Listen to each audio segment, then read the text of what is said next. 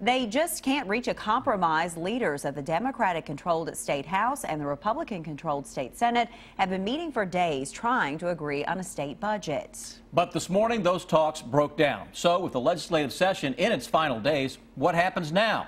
Victor Puente has our top story at 6. On Tuesday, lawmakers told us they hope to have an agreement on the budget before noon today. About an hour before noon, they let us know there would be no agreement. And we unfortunately have reached an impasse that I don't think we can resolve today.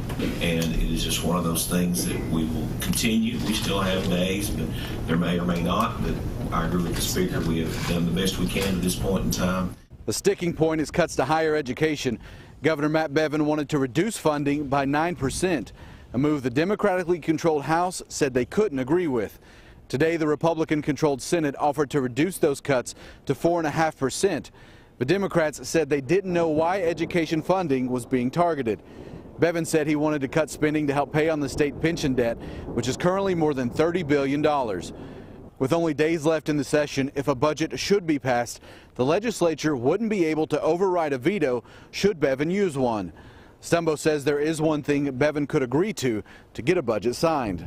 An agreement with the governor that he would not veto certain parts of the budget. He would make that public. He would make those commitments public. Bevin told reporters this morning that he wouldn't make any guarantees until there was a budget in front of him, but would negotiate what was in that budget.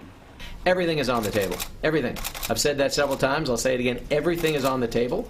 That is what a negotiation is. This legislative session is set to end April 12th. If there's no budget by then, Bevin would have to call a special session to pass one. In Frankfort, Victor Puente, WKYT. The special session would be required to keep the state government from shutting down when the current budget ends on June 30th.